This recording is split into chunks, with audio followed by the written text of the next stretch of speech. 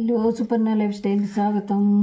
మనం బాగా తింటూ బరువు తగ్గాలన్నా 60లో కూడా 20 ఏజ్ లాగా గెంతులేస్తూ చక్కగా హెల్తీగా ఉండాలన్నా వీటిని తరచుగా తీసుకోవాలి. ఇవేంటనుకున్నారు? ఉలవలు. ఇవి గుర్రాలకి వాటికి పెట్టం కాదండి, మనం కూడా తీసుకుంటూ ఉండాలి. వీటిని ఒక 4 గంటలు శుభ్రంగా నానబెట్టి బాగా కడిగిన తర్వాత కుక్కర్లో వేసి అవి మునిగే వరకు నీళ్లు పోసి ఉడికించుకుందాం. ఇవి ఉడికేలోపు ఇందులో ఏమేమి ఉన్నాయో చూద్దామా. క్యాలరీస్ ఉంటాయి ఇందులో ఎక్కువగానే.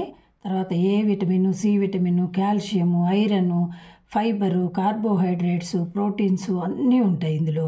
కొవ్వు మాత్రం ఉండదు, చాలా తక్కువ క్వాంటిటీలో ఉంటుందిట. మొలకల ద్వారా తీసుకున్నామంటే ఎక్కువ బెనిఫిట్స్ని పొందవచ్చు. పోషకాలు ఎక్కువగా ఉన్నాయి కాబట్టి నిదానంగా అరుగుతుంది.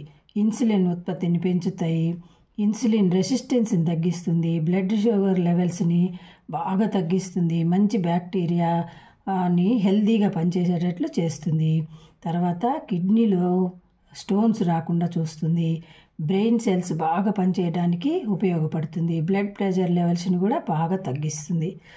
మనం పోపు వేసుకున్నాం, అందులో 2 పచ్చిమిర్చి కట్ చేసి వేసుకున్నాం, 2-3 స్పూన్ల అల్లం తురుము, ఇది కంపల్సరీగా వేసుకోవాలి. అల్లం తురుము వేసుకున్నాము. ఇవి కొంచెం వేగుతూ ఉన్నప్పుడు 1 కప్పు ఉల్లిపాయ ముక్కలు వేసుకుందాం. ఇవి వేగుతూ ఉంటాయి.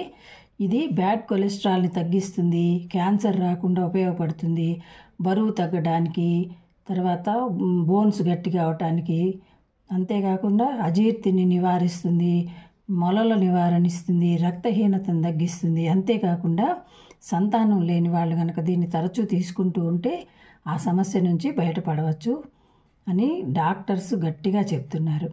ఇవి వేగిన తర్వాత ఇందులో 1 రెబ్బ కరివేపాకు వేసుకున్నాం.